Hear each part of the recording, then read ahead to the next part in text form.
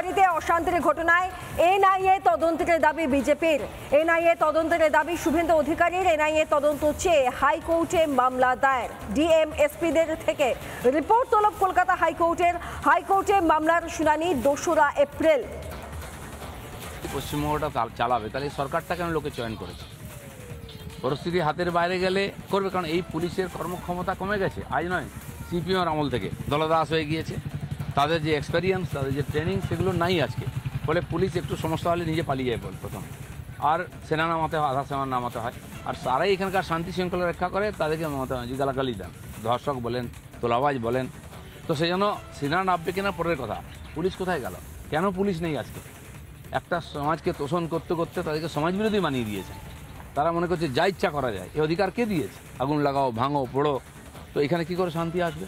গায়ের জোরে লুটপাট করে ভোট জেতা যায়, মানুষের মন জেতা যায় না। আজ মানুষ হাহাকার করছে যে কি ভুল করলাম 500 টাকার জন্য। টাস্ক ফোর্স কি করলো দেখিয়ে দিয়েছে। পুলিশের সামনে ভাঙছে, উন্মত্ত জনতা ধর্মীয় পতাকা নিয়ে সিরিয়ার মতো হাঁটছে, হাতে অস্ত্র। এই তো টাস্ক ফোর্সের নমুনা। বাড়ির ঘটনা দেখুন, কোনো অপ্রীতিকর ঘটনা কোথাও হলে, আনওয়ান্টেড কিছু ঘটনা ঘটলে, যেটা আমাদের শান্তি বিঘ্নিত হওয়ার বিষয় থাকে, তাকে কিছুটা আমাদের চেক অ্যান্ড ব্যালেন্সে রাখা প্রয়োজন। আমি ওখানে খোঁজ নিয়েছি।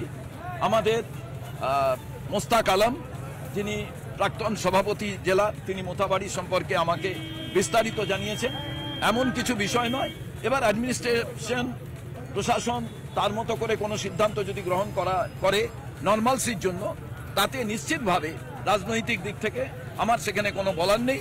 কিন্তু পরিস্থিতির ওপরে নজর রাখা প্রয়োজন, কারণ পশ্চিমবাংলার আবহাওয়া এটা ছিল না।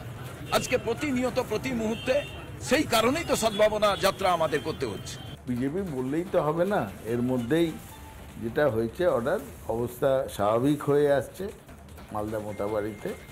এবং বিজেপির যে ব্যর্থ চেষ্টা যে একটা দাঙ্গা বাঁধানোর এই ঈদের ঠিক আগে এবং রামনবমীর আগে, যে কটা মিটিংয়ের পারমিশন হাইকোর্ট থেকে দিয়েছে, তাতে একটা স্ট্রিকচার সবসময় শুভেন্দুকে দিচ্ছে হাইকোর্ট, যে কোনো উস্কানিমূলক বক্তব্য আপনি রাখবেন না। কেন? কারণ হাইকোর্টও দেখছে যে সর্বত্র উস্কানিমূলক বক্তব্য দিচ্ছে। উস্কানিমূলক বক্তব্য, আচরণ, কথা বলে শান্তি নষ্ট করতে। আর প্রশাসন প্রস্তুত আছে যাতে শান্তি নষ্ট না হয়। বাংলার মানুষ অশান্তি চায় না। বাংলাতে হিন্দু মুসলমান সবাই একসঙ্গে ভালোভাবে থাকতে চায়। আর বাংলাকে শান্তিতে থাকতে দেওয়ার জন্য আবেদন করছি এই বিজেপির নেতাদের, আপনারা পারলে কেন্দ্রকে বলুন বাংলাকে বঞ্চনা বন্ধ করতে। তাতে আপনি হয়তো বাংলার এই বাংলায় সাম্প্রদায়িক বাতাবরণ ক্রমশ বিপদের কারণ, চিন্তার কারণ। যদি কে দায়ী খুঁজতে যান, সেটা পুলিশ বলবে। দায়ী হিন্দু হতে পারে, দায়ী মুসলমান হতে পারে, যে কেউ হতে পারে। দাঙ্গা করাতে গেলে রাজ্যের সমর্থন লাগে। যে রাজ্যের সমর্থনে আমাকে হারানোর জন্য শক্তিপুরে দাঙ্গা লাগানো হয়েছিল, অতএব দাঙ্গাটাকে লাগাচ্ছে সেটা দেখতে হবে। মোথাবাড়িতে আমার কাছে খবর, আজকেরই খবর আমার কাছে, যে সেখানকার তৃণমূলের নেত্রী, যার অবস্থা খারাপ হয়ে যাচ্ছে আগামী ভোটের আগে, তার পরিকল্পনায় এই দাঙ্গা হয়েছে। নানা ধরনের কন্টেন্ট দেখার জন্য লাইক করুন, শেয়ার করুন আমাদের ফেসবুক পেজ, সাবস্ক্রাইব করুন আমাদের ইউটিউব চ্যানেল।